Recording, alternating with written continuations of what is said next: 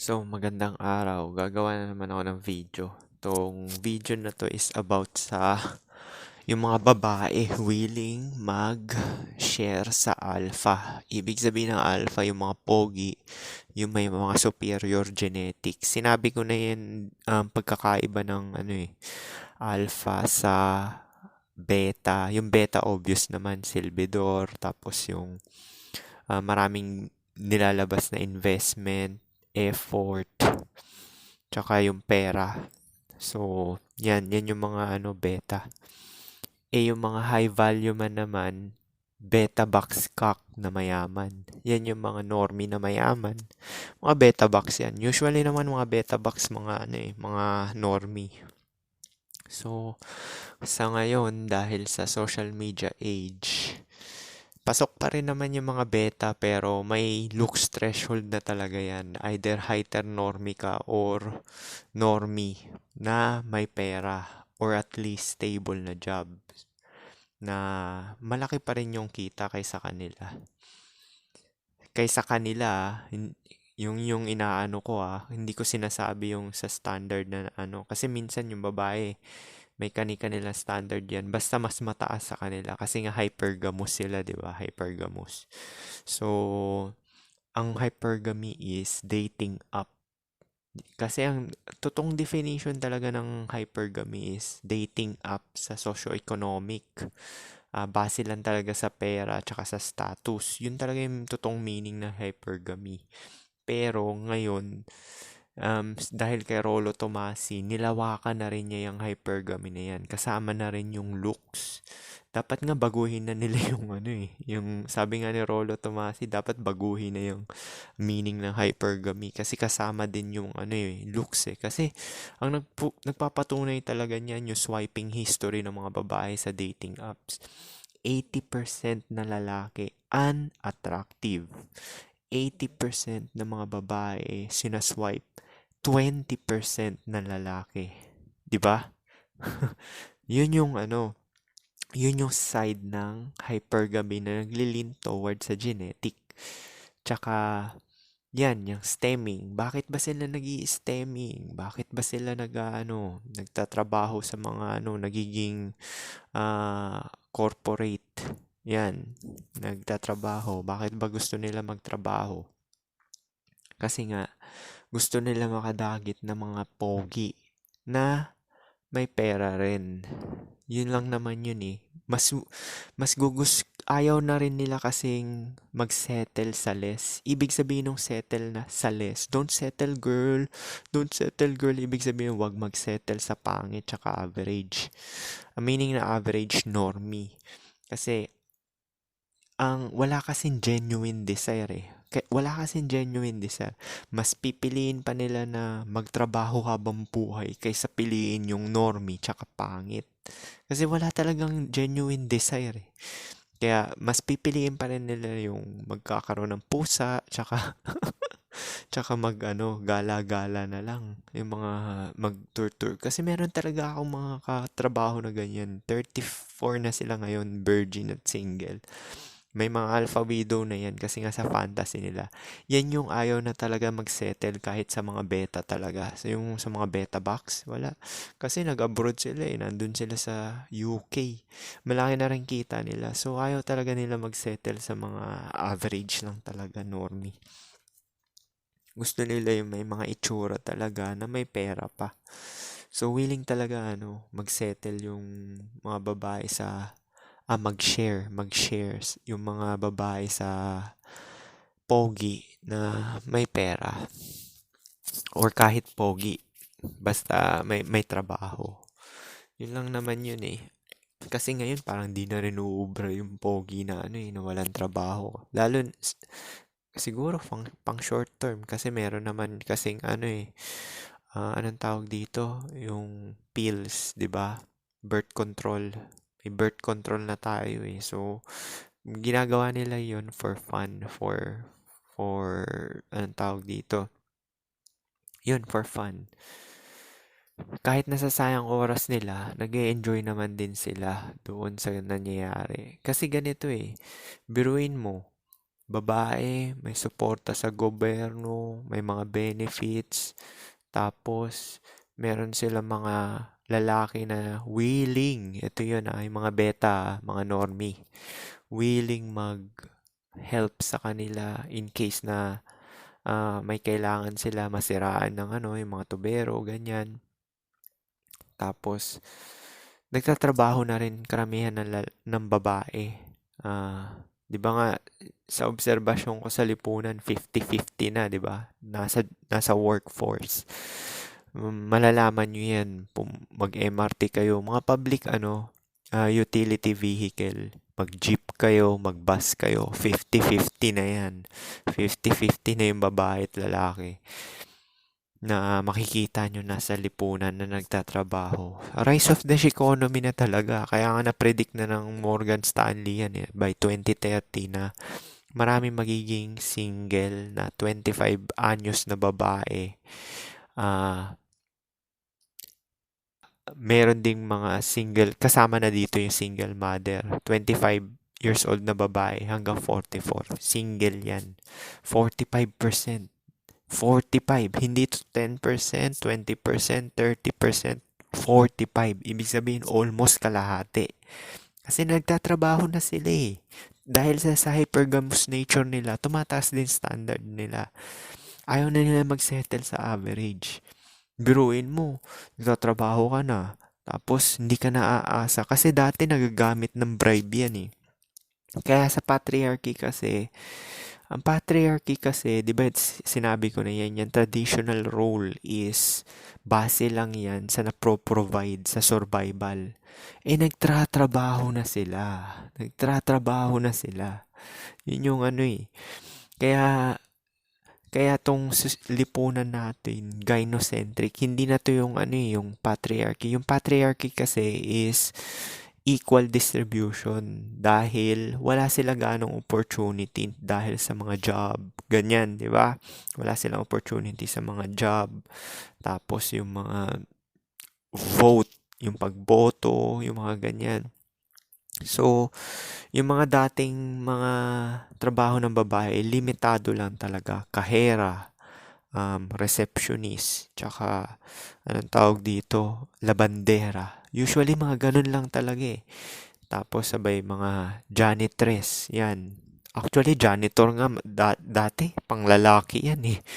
Promise, ang daming, nung sa mga eskwelahan ko, mga janitor, lalaki talaga lahat janitor. Tapos magulat ka na lang, in-infiltrate, may mga babae na janitor, diba?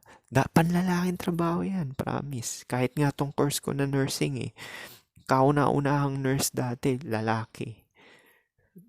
So, kasi lalaki lang talaga pantrabaho talaga. Yung physique natin, katawan natin, kaya na itong pang-beat up. Alam mo yung parang everyday, yung tipong 6 days a week ka magtrabaho, gigising ka lang, kahit pa 2 oras tulog mo, gising ka tayo. Pag gano'n, hindi kaya ng babae yun. May stress yun, promise. Hindi kaya ng babae yung gano'n, yung pang beat up na trabaho. Pag lalaki ka, kaya mo yun. Kahit ako, kaya ko yan eh. Tamad lang ako. Dahil syempre, may age pill na rin. Pero yun nga, yun nga yung sinasabi ko sa inyo. Dahil dyan sa, marami ng babae na nagtatrabaho. Ayaw na nila maging dependent. Ayaw na nila mapilitan. Ayaw ko nang mag-settle sa average na wala naman akong genuine desire. Ayaw ko nang ganyan kasi mapipilitan lang ako eh. Although ngayon may mga epiphany phase na sila, pero kahit yung epiphany phase nila is gusto pa rin talaga nila may tsura kahit papano. Yun yung sinasabi ko na looks threshold eh. Kaya marami talaga magiging single, 45%. Kasi nga, ito pa nga lang din proof eh. All throughout history, 45% ng lalaki ang nakareproduce compared sa 89% ng babae. So 50-50, 100% sa babae, almost 100% sa babae nakareproduce. Almost 100% sa babae nakareproduce. Sa lalaki, half, 45%. So, ganun yung distribution. Talagang, ibig sabihin, dati pa yan. Dati pa talaga na lukis mga babae. Ngayon lang talaga naging mas, rampant. Ngayon lang talaga naging mas malawak dahil sa social media age. Tsaka nagtatrabaho na sila. Dahil nga nagtatrabaho sila, dahil sa hypergamous nature nila, tumataas standard nila.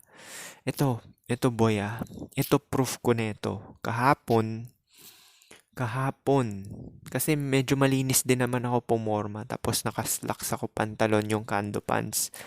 Tapos, yung hoodie ko na puti, nakakapa ko. Mukha malinis talaga. Merong babae sa akin puti na single mother. In-approach ako. Sabi, hindi na to bago sa akin kasi meron na rin nag-approach sa akin dati. Matanda naman, 60 years old.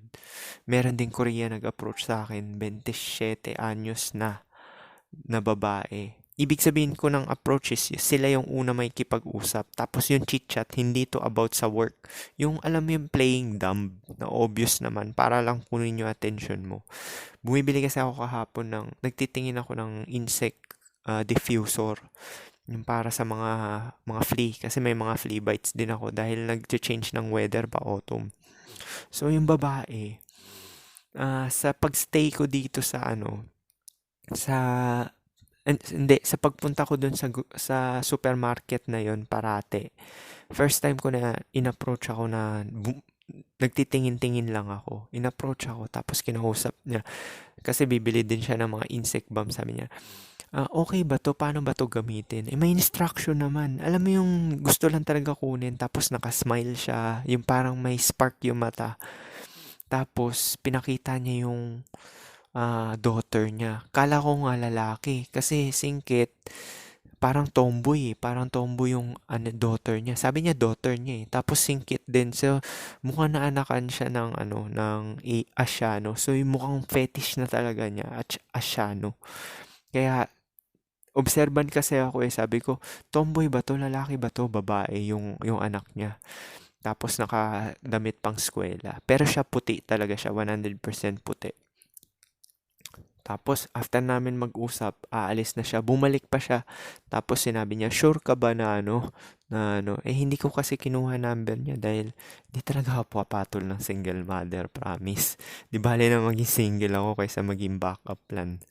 Tsaka kahit pa sabihin mo na short term yung magpapatira, nako, may halong trap din yan eh. Hindi ako ganun kabobo.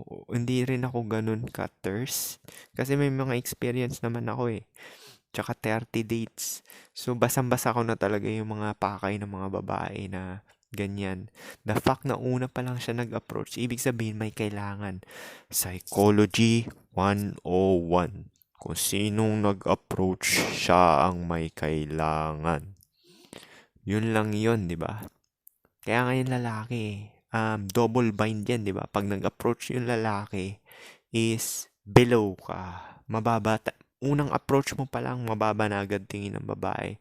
Pero pagka yung pogi yung nag-approach, dahil sa halo effect ng pogi, mapapaisip yung babae, ba't to nag-approach? Siguro, pek-pek ko lang ang habol niya. Siguro, sex lang niya ako, pandagdag body count. Which is, yun naman talaga.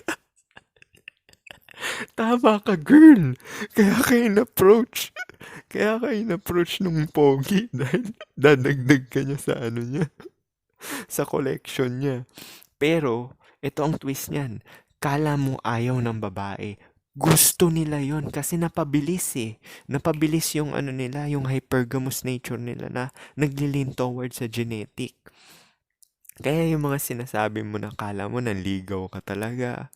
Yung a good example niyan, yung kay Richie Rivero, no? Yung propose. Oo. Scripted yun. Sila na bago pa yung kasi nag-contact na yun eh. Nagtirahan na yun malamang. Malamang hindi ko sure. Malamang dun sa condo pa lang niyang nun lalaki. Tapos yung mga propose na yan dyan sa basketball court after ng laban ng UP. Bullshit yan, di totoo yan. para lang kiligin yung mga tao tapos subaybayan sila. Tapos may plan din naman kasi tong lalaki na 'to na habang nagba-basketball, maging model. So parang na-foresee na rin niya yun, future na benefit kay AB, Andrea Brillantes, na future prospect na grab ng attention para magkapera. Kasi nagmo-model din naman talaga yan si Richie Rivero eh. So pagka ganyan yung trabaho mo, kailangan mo na exposure. Pusta, namamakla pa yan, yung ganyang itsura, yung balidoso masyado. Masyadong papogi ng papogi. Mamakla pa yan, parang si Dom, di ba? Yung actually, yung bakla, mas malaki magbigay yan. Biruin mo si Dominic Roque, binigyan daw ng gasolina. Dawa. Masabi, pag pa mga showbiz, bigyan natin grain of salt. Pero yun nga, kaya yung mga babae ngayon, willing na talaga mag-share sa Ako ba? Kayo ba na-approach na ba kayo ng mga babae? Tatanungin niyo sarili niyo kasi narinig ko to dun sa podcast eh. Once na-approach ka ng babae, kahit anong babae na-approach ka na tapos parang yung may sexual desire na parang gusto ko talaga niya. Ibig sabihin chad ka na nun. Or chad light, sabihin natin ganun. So, ibig sabihin, chad light na siguro ako o high tier normie. Kasi, na-approach ako, promise, kahit nung bata ako, nakareceive pa ako ng love letter. Grade 6 ako, nagbigay sa akin ng love letter. Grade 4. Promise, totoo yan. Hindi ako nagyayabang na kasi hindi naman ako yung babae nagkagusto sa'yo, babae namili sa'yo eh. The fact na kahit ba sabihin mo single mother yun, kasi nga, di ba sinabi ko na yan sa inyo dati, lahat ng babae gusto pogi lang.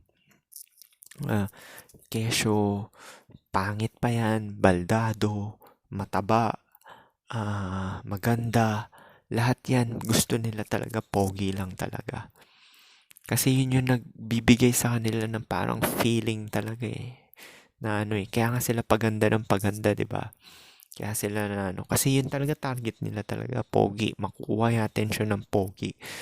Papaganda sila, nag-aaral, na para ang purpose talaga ng pag-aaral, kala mo gusto nila maging alpha women, yung para maging independent. Yun talaga yung purpose nila, maging independent para wag sila magsettle sa normie tsaka sa mga beta male. Ayaw nila sabi nila, bali nila magtrabaho ako kaysa naman sa mapunta ako dito sa pangit na to or sa average looking. Di ba nila magtrabaho ako kaysa na magsettle ako sa average. Di ba yun yung sinasabi nila? Totoo yan, promise. Totoo yan. Kaya nga sila nag-aaral dahil ayaw nilang mapunta sa average eh. Yun ang purpose talaga nun. Kasi di ba sa patriarchy, wala silang opportunity. Yung trabaho nila limitado. Pag wala kang diploma, matik labandera ka. Or kahera. Yun lang yung trabaho ng babae dati. Janitor, hindi, panlalaki yan. Ngayon lang na dumami yung babae na janitor kasi mga tamad babae. Kinuha na nila yung trabaho ng panlalaki, pati pagja-janitor. Pati ngayon sa Sogo, alam mo yung mga nagtutupi ng mga linen, bedsheet, panlalaking trabaho yan. In-infiltrate na rin ng ng mga babae. 'Di ba dati, mga walang diploma na lalaki, ang daming trabaho na opportunity. Ngayon, in-infiltrate ng babae. Imbis na ikaw, wala kang diploma, gusto mo mag-janitor, nahihirapan ka pumasok kasi may babae. Siyempre, mas una nilang aanuhin yun. Imbis na sa Sogo, wala kang hindi kailangan ng diploma sa Sogo eh. Ano yun eh, parang HR ata yung mo. So, pagka wala kang diploma na lalaki, medyo limitado talaga trabaho mo dahil kinuha na ng babae. Mas prioritize na lipunan yung babae. Para wag sila magsettle sa sa mga pangit, tsaka sa mga average looking. So, Kaya yan, marami talaga magiging single na na babae by 2030. Age bracket neto 25 hanggang 44. Morgan Stanley study. Data yan, data yan. Dahil it makes sense kasi 24 ka, gagraduate ng K to 12 ng college Tapos magtatrabaho ka pa, hindi ka pa stable nun. O hirap na hirap, mahal pa yung mga bilihin. O tapos mapupunta ka lang sa normie na underperformance, kinikita minimum. Magkano minimum ngayon? 15 ata? Hindi ko sure kasi matagal na ako hindi nagtatrabaho sa Pilipinas Magkano normie na ngayon? 15. Kulang yun.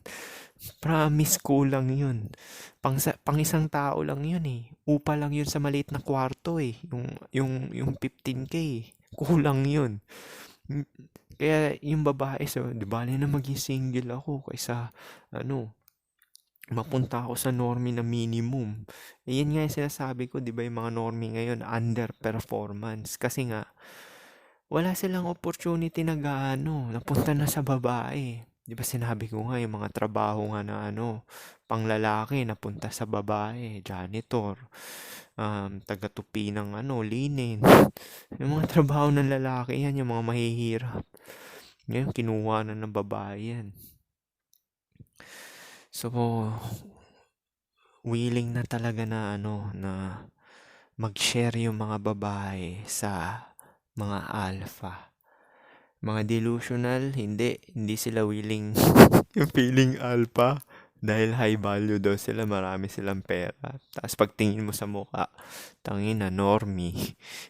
Tapos pagtingin mo sa mukha, pangit. Yan. Ang proof pa lang na ito, Mark Zuckerberg. Yung CEO ng si Jeff Bezos. Mayayaman yan Bill Gates. Mukhang nerdy na recess yung chin line. Mayaman na yan. Billionaire na yan na Pero, tingnan mo, meron ba silang multiple partner? Wala. Pwede nila gamitin yun, pero walang genuine desire.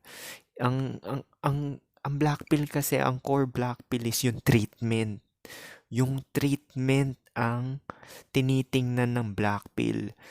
Hindi natin titingnan yang, nagka-girlfriend ka. Ang black pill, dinidig Yung treatment, may girlfriend ka nga. Pero yung treatment ng girlfriend mo sa'yo, ano ba? Yun yung inaano ng black pill. Kaya nga, sinasabi sa black pill, dalawa lang talaga mating strategies. Alpha fox, which is genetic, pogi, alpha seed yan, or beta box normie. Ngayon, hindi na. Mukhang high tier normie na yan Kahit ngayon sa Wolfgang, nag-splurge ng 20 mil Ayaw pa rin. Kalooks max, yung babae, kalooks max lang naman niya yun. Titingnan mo, kasi nakita ko itsura ng lalaki tsaka yung babae. Magkalooks max lang talaga sila. Hindi naman talaga nalalayo itsura Pero ayaw niya nun. Ayaw niya nun ng kalooks match niya. Dahil gusto niya talaga pogi. Kahit pangit, ayaw nila ng kalooks match nila. Gusto nila pogi talaga. So, paano? Yun yung alpha seed, beta need, alpha fox, beta box. So, peace.